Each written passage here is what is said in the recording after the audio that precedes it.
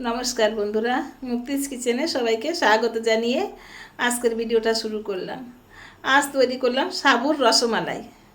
সাবুর তো অনেক রকম রেজাল্ট আপনারা তৈরি করেছেন, খেয়েছেন। এই রসমালাইটা এইভাবে তৈরি করে খেয়ে দেখবেন বন্ধুরা, একবার খেলে বারবার খেতে মন চাইবে। প্রথমে আমি কিছুটা ছানা ভালো করে মেখে নিয়েছি, তার সঙ্গে অ্যাড দিয়েছিলাম একটু চিনি আর 1 চামচ গুঁড়ো দুধ। এটা দিয়ে ছানাটা মেখে রেখেছি, ভালো করে মেখে রেখে দিয়েছি। এদিকে কিছুটা সাবু অল্প জলে ভিজিয়ে রেখেছিলাম, সাবুটার ভিতরে যাতে জল না থাকে সেইভাবে। সাবুটা ভিজিয়ে নরম হয়ে গেছে। এবার এই ছানাটা আর সাবুটা একসঙ্গে করে আমি মেখে নেব। এই মাখাটাই হচ্ছে মেন, সুন্দর করে মেখে নিতে হবে। মেখে নিয়ে এদিকে একটা কড়াই বসিয়ে দিয়েছি। কড়াইয়ে প্রথমে দিয়ে দিলাম কিছুটা চিনি। চিনিটা দিয়ে একটা ক্যারামেল তৈরি করে নিলাম। ক্যারামেলটা তৈরি করতে করতে একটা কথা বলি বন্ধুরা, আজকের এই ভিডিওটা আপনারা কে কোথা থেকে দেখছেন কমেন্টে জানাতে ভুলবেন না কিন্তু। এবার ক্যারামেলটা হয়ে গেলে ওর ভিতরে দিয়ে দিলাম আমি 1 লিটার দুধ।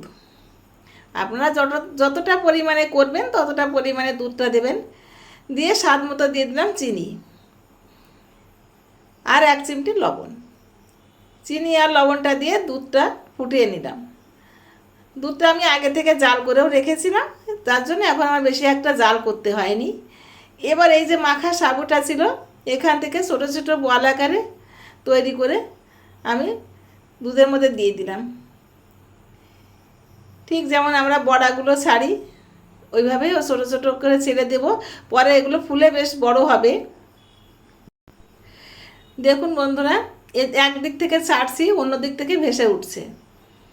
দারুণ একটা রেসিপি, মুখে লেগে থাকার মতো একেবারে। দেখুন আমি এদিক থেকে ছাড়ছি, ওদিক থেকে ভেসে উঠছে। আর এই ভেসে ওঠা মানে এটা সেদ্ধ হয়ে যাচ্ছে। বেশিক্ষণ সেদ্ধ করতে লাগে না, কেননা বেশি সেদ্ধ করলে কিন্তু আবার বড়াগুলো শক্ত হয়ে যাবে।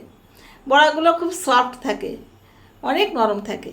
এইভাবে আপনারা করে খেয়ে দেখবেন বন্ধুরা।